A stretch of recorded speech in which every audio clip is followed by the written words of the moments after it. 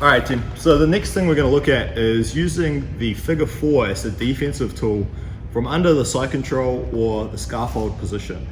Now, these are kind of like last ditch approaches. I'd recommend trying to escape the position more preventatively. So getting out of the side control scaffold a little bit earlier. But these do give you some options to mix in. And we have seen some of the team have very success with this in competition as well, all right? Or be caught by it in competition too. So one of the ones we're going to look at is my partner's going from the side control position and they're going to switch in to a scaffold. So he's grabbing my head. Now, as Chris comes through, the key thing is I want my left arm free. So it's going to be more like a Kesa position here where he switched, but he hasn't grabbed just the head. If he does grab the head, I'm going to go out to the back instead. When he maintains this underhook, I'm not going to be able to go out to the back, so I'm going to come in with an alternate approach. Now the key thing here is, one, these two arms, we're going to have a little bit of a battle for wrist control.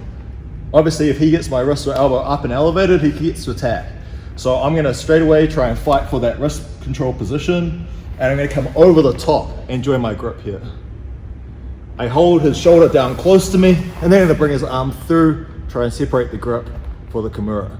If he rolls to escape, I come up on top and I finish with one of my top control options, either the north-south variation or the side control variation.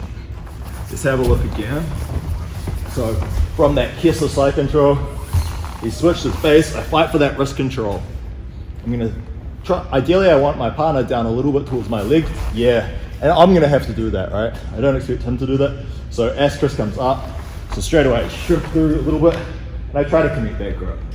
Separation, so back to the mat, try and separate his arm, and then I start to elevate as he rolls through, stepping out, making the decision for the finish.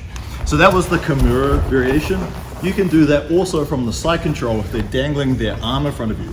They don't need to have switched base. So as Chris comes in for side control, if he's trying to punch me with this hand, for example, and I can establish wrist control, the option is still there.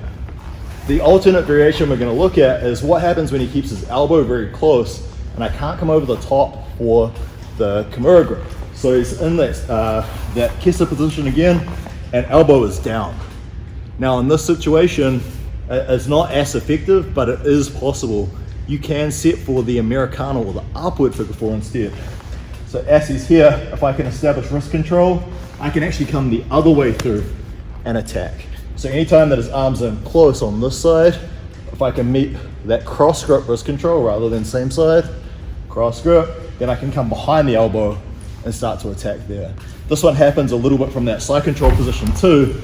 My partner's playing around, trying to establish like a wrist choke or anything like that, or maybe trying to Americana me.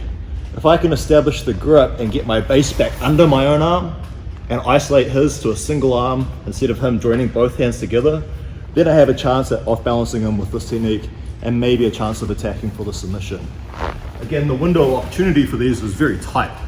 This shouldn't be your A game, but it may just create enough movement for you to scramble out. You may catch your partner unaware and actually get the finish off those as well.